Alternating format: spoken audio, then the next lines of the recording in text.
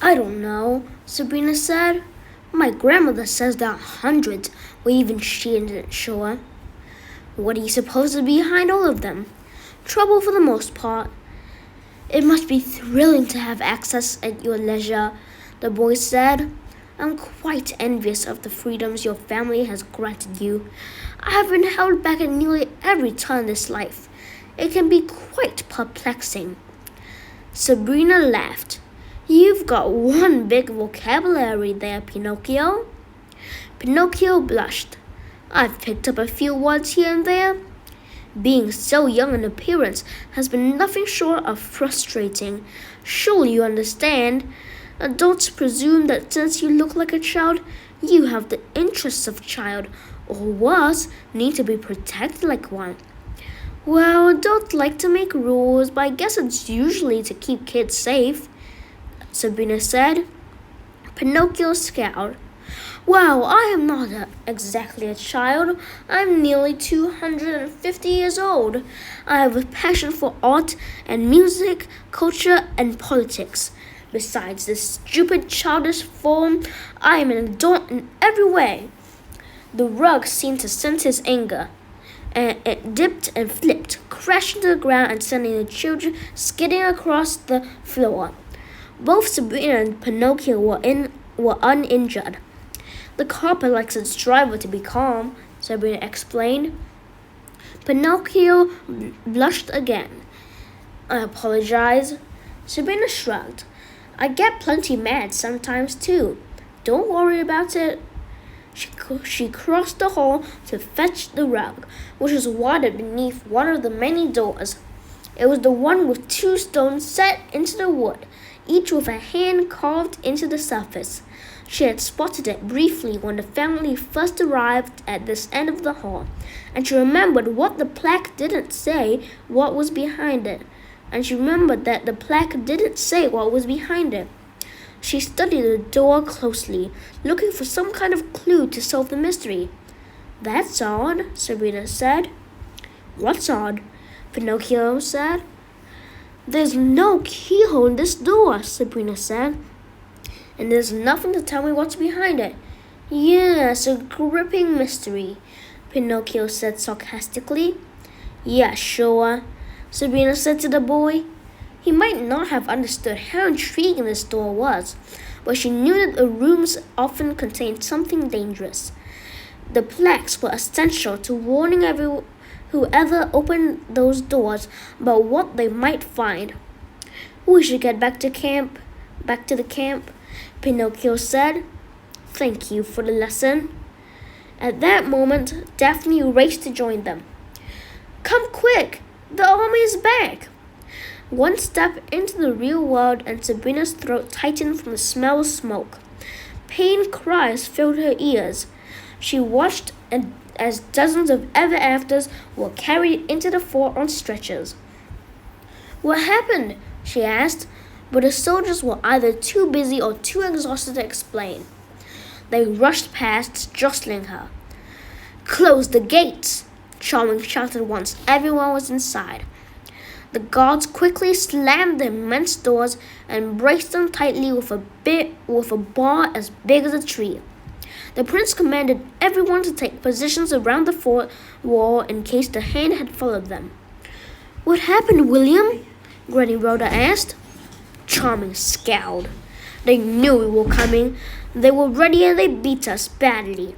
I have no idea how many are wounded or dead. How could they know? Daphne said. Uncle Jake appeared, his face full of disgust. Nottingham and his thugs were on us the second we arrived. They counted out every move, as if they knew our whole strategy. Whoever's causing all the trouble inside the camp must be a spy too, Sabrina said. Nurse Brat raced to the group. I can't handle all of these people, she said. There's only one of me. I'll help, Granny said. I worked for the Red Cross during the war. You can count on all of us, Veronica added. Just tell us what to do. The rest of the day, Sabrina and her family ran for medicine, helped dress wounds, and did whatever they could to make the suffering Everafters comfortable. 20 were critically wounded, and dozens more needed stitches or splints. One of Robin Hood's married men was hurt badly. Little Boy Blue had 2 broken ribs.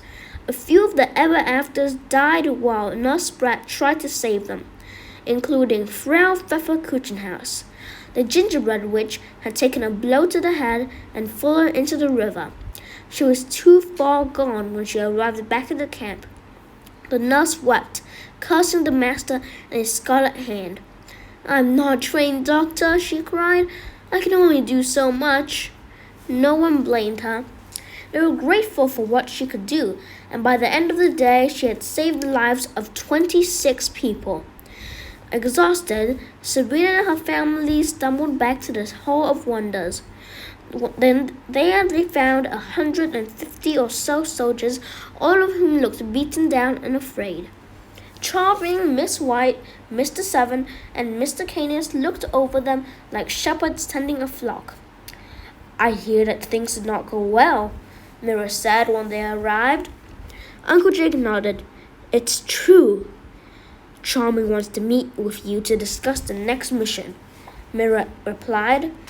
"Next mission?" Henry exclaimed. "The last plan nearly got everyone killed. I suggest you use the time to talk some sense into the prince," Mira said. "He can't send these people into the battle again. They're not soldiers." "Shut up, Mira!" Uncle Jake spat. The little man was dumbfounded. "Jacob, We are in the middle of a war, Mira. If they hear you telling them it's hopeless, you are going to crush their spirits," Jake said, then stormed away. Mira shook his head, but didn't say any more. "I'm sorry, Mira," Granny said to him. "My son is going through some very difficult things right now. I'm sure he didn't mean to be so rude." Standing in front of his army, Charming raised his hand until he had everyone's attention. Tomorrow we march on the sheriff's office." The crowd gasped in unison. "Are you crazy?" Parson Boots shouted. "That's suicide!" Ichabod Crane yelled, nursing a wounded arm. "You saw what they did to us? We're no match for them." The Scarecrow stepped forward. "My calculations tell me we have a 10% chance of surviving another confrontation with the Hand. I've been informed that the sheriff's office is the headquarters for the Hand," Charming announced. "If we can destroy it, we take a valuable asset away from them.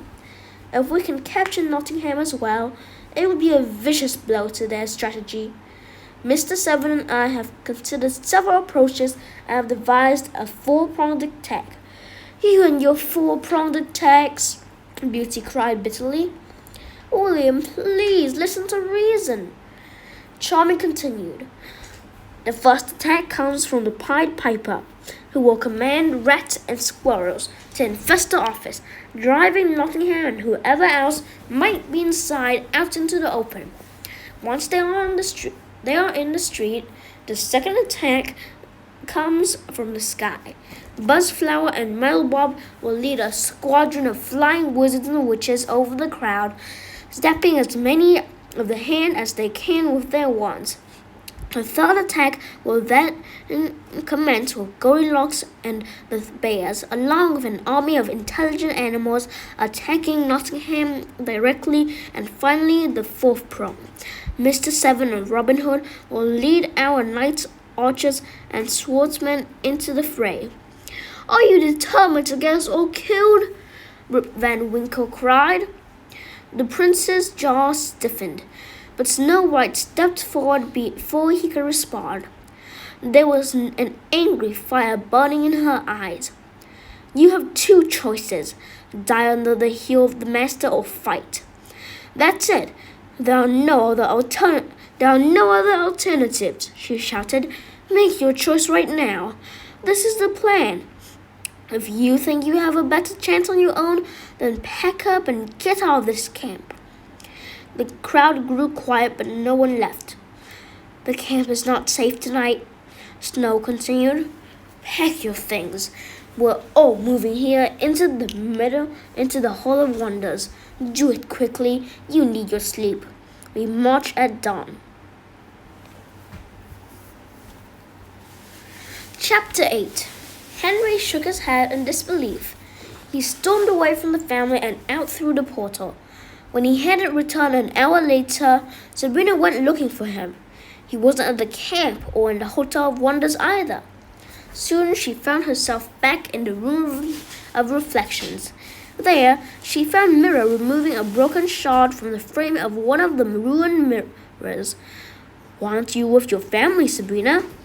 "I'm looking for my dad," Sabrina said. "He's pretty upset and I'm worried about him." "Yes, he's not happy, camper. I took him back to your grandmother's house some time ago. Come along and I'll take you too." Mirror led her back into the hall and away from the crowds until they found the trolley. In no time, they were zipping down the hall. "I'm sorry Uncle Jake snapped at you earlier," she said. He's upset, Sabrina, and he has every right to be, just like you do. I haven't had a chance to say how sorry I am about Briar Rose." "It's a terrible tragedy," Mirror said. Sabrina nodded and tried not to cry. "But he's not the only one suffering, is he?" Mirror continued. "I know you are hoping for a brighter reunion with your parents." "You're reading my mind," Sabrina said. "If I said your sister's cold shoulder was bothering you too, would I qualify as a full-fledged psychic?" Sabrina nodded. "You've been paying attention." "I see everything that goes on around here," Mirror said. "Sabrina, do you believe in happy endings?" "You mean like in fairy tales?" Mirror nodded. "Quite a number of them have happy endings. Even the story they wrote about me has a happy ending for Snow and the Prince." "I don't think it worked out as it was in the story. The two of them are barely speaking. They'll work it out. Those two are meant for each other." "I'm talking about you, Sabrina. Do you believe happiness is in your future?" "I used to," Sabrina said. "I thought that when my parents woke up, things would go back to normal. We'd all move back to the city and Granny and Uncle Jake would come for visits. That was my happy ending." "And you've given up on it?" Mirror asked. Sabrina shrugged. Mirror sighed. "I believe everyone deserves a happily ever after. But I also believe that happy endings don't just happen by accident. You have to make them happen." "I'm not sure what you mean," she said. "Your happiness is your responsibility," Mirror explained as he brought the trolley to a stop. "If you want to be happy, then you have to work to make it happen. You can't just wish for it, and you can't put it in the hands of other people. It took me a long time to realize that myself." "You?" "Sure, even Magic Mirror has dreams," he said. "I'd hate to see you grow bitter, waiting for yours to come true. If you want a happy ending, you have to work for it. Luckily, if Sabrina Grimm sets her mind to something, there's nothing that's going to get in her way." Sabrina smiled. Mirror always made her feel better. She felt like she could tell him anything and he'd understand. In many ways, he was the closest thing she had to a best friend. "So I suppose you'd like me to wait while you talk to your dad?" Mirror asked. "You're the best." Sabrina hugged the little man and climbed down from the trolley. "Hurry up, the meter's running," he joked. Sabrina hopped through the portal and into Granny Rhoda's spare bedroom. The power was still out, so everything was dark. The air was stuffy too. From the shouting and explosions outside, it was clear that the Scarlet Hand was still trying to find a way inside, but her protective spells were working to. That seems to be the end of this video and probably the last ones for the night. Anyways, bye.